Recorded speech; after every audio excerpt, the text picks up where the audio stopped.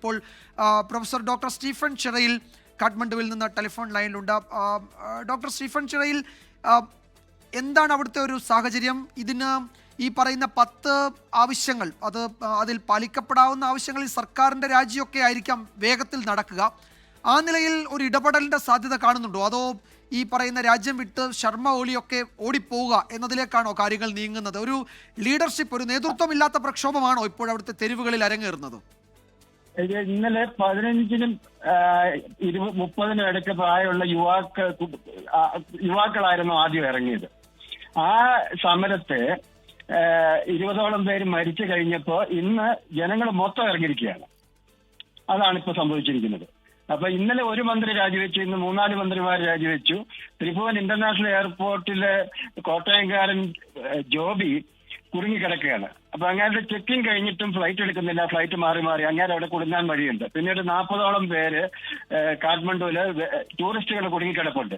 അപ്പൊ അവർ ഇന്ത്യ ഗവൺമെന്റിനോടും കേരള ഗവൺമെന്റിനോടും സഹായം അഭ്യർത്ഥിച്ചിട്ടുണ്ട്.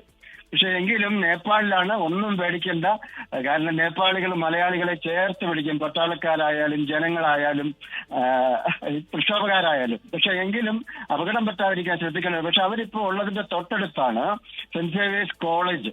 മലയാളിയാണ്, പാലക്കാരാണ് അവിടുത്തെ എല്ലാവരും. പിന്നെ അവിടുന്ന് ഏതാണ്ട് അടുത്ത് തന്നെയാണ് saint Xavier's school. Saint Xavier's സ്കൂളിന്റെ പ്രിൻസിപ്പൽ മാനേജർ ഫാദർ ജോർജ് മൂവാറ്റുപുഴക്കാരനാണ്. അവർക്ക് ആ കുടുങ്ങിക്കിടക്കുന്ന 40 പേരോട് ഒന്നും പേടിക്കണ്ട എന്ന് പറയൂ, കാരണം ഇത് നേപ്പാളാണ്. അവർക്ക് തൊട്ടടുത്ത് ഈ എല്ലാ സൗകര്യവും രക്ഷപ്പെടാൻ, അവർക്ക് ഒരു അപകടം വരാതിരിക്കാനുള്ള ഏതാനും ദിവസങ്ങൾ വേണമെങ്കിലും ജീവിക്കാനുള്ള സൗകര്യം തൊട്ടടുത്ത് മലയാളികൾ തന്നെയുണ്ട്. അപ്പൊ വളരെ പ്രധാനപ്പെട്ട കാര്യമാണ്.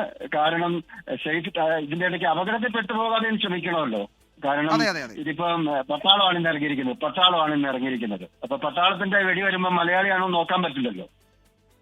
അതുകൊണ്ട് ആ 40 പേര് സേഫായിട്ടിരിക്കാനുള്ള കാര്യങ്ങൾ ശ്രദ്ധിക്കുക. അത് നിങ്ങൾക്ക് അതിന്റെ ജോർജറ്റിന്റെ ഒക്കെ നമ്പർ എന്റെ കയ്യിൽ ഉണ്ടായിരുന്നു. എല്ലാവരും വേണമെങ്കിൽ ശ്രദ്ധിച്ചോളൂ. Saint Xavier's College, Saint Xavier's School അവരിപ്പോൾ ഉള്ളതിന്റെ തൊട്ടടുത്ത് തന്നെയാണ്. അപ്പൊ അവർക്ക് അവിടെ യാതൊരു അപകടവും വരാതെ അവർക്ക് ഒരാഴ്ച വേണേലും താമസിക്കാനുള്ള സൗകര്യങ്ങൾ ഇവർ രണ്ടുപേരും ഈ 2 സ്ഥലത്തായിട്ട്, ഒരു കോളേജും ഒരു സ്കൂളും ഉണ്ട്. അത് മലയാളികളെ സംബന്ധിച്ചും വലിയൊരു കാര്യമായിരിക്കും. അപ്പൊ ഇങ്ങനെ ഒരു പ്രശ്നങ്ങളൊക്കെ വരുമ്പോൾ സേഫ്റ്റിയുടെ പ്രശ്നങ്ങളൊക്കെ ഉണ്ടല്ലോ. അപ്പൊ ഇപ്പൊ പ്രധാനമന്ത്രിക്ക് വേണ്ടിയിട്ട് ഒരു ഹിമാലയൻ എയർവേസിന്റെ ഒരു ഫ്ലൈറ്റ് തന്നെ കാഠ്മണ്ഡു എയർപോർട്ടിൽ, ത്രിഭുവൻ എയർപോർട്ടിൽ റെഡിയായിട്ട് നിൽക്കുകയാണ്.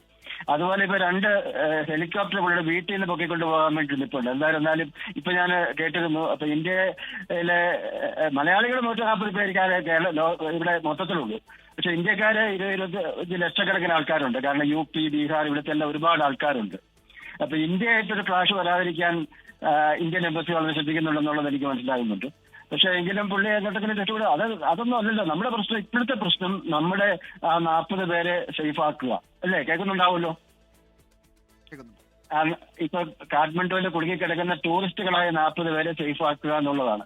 ഈ 5ഉം 6ആം തീയതിയും തിരുവനന്തപുരത്ത് ഒരു 30 പേര് ഇവിടെ വന്നായിരുന്നല്ലോ. 30 പേര് ഇന്റർനാഷണൽ റോഡ് സ്കേറ്റിങ്ങിന് വന്നായിരുന്നു. അത് മലയാളിയായ ബോബി അറേഞ്ച് ചെയ്തതാണ്. അത് 5 രാജ്യങ്ങളിലെ ആൾക്കാർ തന്നെ ഉണ്ടായിരുന്നു.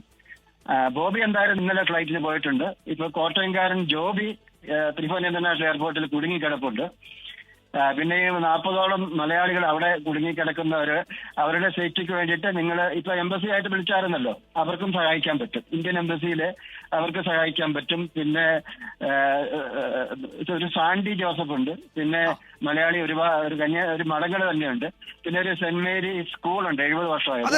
ഡോക്ടർ സ്റ്റീഫൻ, എന്തായാലും ഞങ്ങൾ അവിടെ കുടുങ്ങിക്കിടക്കുന്ന മലയാളികൾ അടങ്ങുന്ന സംഘത്തെ ഈ വിവരങ്ങൾ താങ്കൾ പറഞ്ഞ കാര്യങ്ങൾ അറിയിക്കാം. അവരുടെ തൊട്ടടുത്ത് തന്നെ മലയാളികളൊക്കെ ഉള്ള കേന്ദ്രങ്ങളുണ്ട് എന്ന താങ്കൾ പറഞ്ഞ കാര്യം അവരെ ഞങ്ങൾ അറിയിക്കാം. ജോബിയുമായി ഞങ്ങൾ നേരത്തെ ഏതാനും മിനിറ്റ് മുമ്പ് സംസാരിച്ചിരുന്നു. ജോബി ത്രിഭുവൻ ഇന്റർനാഷണൽ എയർപോർട്ടിലുണ്ട്. അദ്ദേഹത്തിന് പക്ഷേ ഫ്ലൈറ്റ് ഡിലേ ആകുന്നു, ഒരു പക്ഷേ എയർപോർട്ട് അടച്ചേക്കും എന്നൊരു ആശങ്കയുമുണ്ട്. പക്ഷേ കുഴപ്പമില്ല, സുരക്ഷിതരായി മടങ്ങിയെത്താൻ കഴിയുമെന്ന് അദ്ദേഹം അങ്ങനെ തന്നെയാണ് പറഞ്ഞത്. അപ്പോൾ ഞങ്ങൾ തുടർച്ചയായി ഈ ആളുകളുമൊക്കെയായി ബന്ധപ്പെടുന്നുണ്ട്. താങ്കൾ ഈ പറഞ്ഞ കാര്യങ്ങൾ, ഡോക്ടർ സ്റ്റീഫൻ ഇപ്പോൾ പറഞ്ഞ കാര്യങ്ങൾ അവിടെ കുടുങ്ങിയ മലയാളി സുഹൃത്തുക്കളെ ഞങ്ങൾ അറിയിക്കാം. അവർക്ക് തൊട്ടടുത്ത് തന്നെ താങ്കളെപ്പോലുള്ളവരുണ്ട് എന്ന കാര്യം ഞങ്ങൾ അവരുടെ ശ്രദ്ധയിൽപ്പെടുത്തിയേക്കാം. വളരെ നന്ദി ഡോക്ടർ സ്റ്റീഫൻ ഈ ഘട്ടത്തിൽ പ്രതികരിച്ചതിന്. വളരെ പ്രധാനപ്പെട്ട വിവരങ്ങളാണ് അദ്ദേഹവും അവിടെ നിന്ന് പങ്കുവയ്ക്കുന്നത്. എന്തായാലും ഈ പ്രതിഷേധം ഒരു പ്രക്ഷോഭം, ഒരു കലാപം എന്ന നിലയിലേക്കൊക്കെ മാറി അത് ഏതെങ്കിലും തരത്തിൽ ഒരു ലീഡർഷിപ്പ് ഇല്ലാത്ത ഒരു പ്രതിഷേധമായി മാറുന്നതിൻ്റെ അപകടവും ഒരു ഭാഗത്തുണ്ട്. ഒപ്പം തന്നെ അതൊരു ജനാധിപത്യ പ്രക്ഷോഭമായി മാറാനുള്ള സാധ്യത രണ്ടും നമ്മൾ കാണേണ്ടതുണ്ട്. രഞ്ജൻ ജയചന്ദ്രൻ വളരെ വിശദമായി തന്നെ അത് സൂചിപ്പിക്കുകയും ചെയ്തു. ഇന്ത്യക്ക് അതിൽ ഇടപെടാൻ, ഇന്ത്യയുടെ പേര് അതിലേക്ക് വരാതിരിക്കാൻ അവിടുത്തെ അഡ്മിനിസ്ട്രേഷൻ തന്നെ ശ്രദ്ധിക്കുന്നുണ്ട്, ഇന്ത്യൻ എംബസിയും ശ്രദ്ധിക്കുന്നുണ്ട് എന്ന് അദ്ദേഹം സൂചിപ്പിക്കുകയായിരുന്നു. ഓരോ നിമിഷവും കാഠ്മണ്ഡുവിൽ കാര്യങ്ങൾ മാറി മറിയുന്നുണ്ട്. അവിടുത്തെ മെട്രോപൊളിറ്റൻ പോലീസ് ഹെഡ്ക്വാർട്ടേഴ്സിലെ മേധാവി രാജിവെച്ചു. ഞങ്ങൾ ഇതിൽ നിന്ന് പിന്മാറുകയാണ്, ഞങ്ങൾക്കൊന്നും ചെയ്യാൻ കഴിയില്ല എന്ന് പോലീസ് പറഞ്ഞ ഒരു സാഹചര്യമുണ്ട്. മിലിറ്ററി എന്ത് ചെയ്യാൻ പോകുന്നു എന്നതും വളരെ പ്രധാനപ്പെട്ടതാണ്. ലോകത്തെവിടെയായാലും ഏത് സമയത്തും 24 വാർത്തകളും ഓഗ്മെന്റഡ് റിയാലിറ്റി പാക്കേജുകളും എക്സ്പ്ലെയിനറുകളും വിശദമായി കാണാൻ ഞങ്ങളുടെ യൂട്യൂബ് ചാനൽ നിങ്ങൾക്ക് സബ്സ്ക്രൈബ് ചെയ്യാം.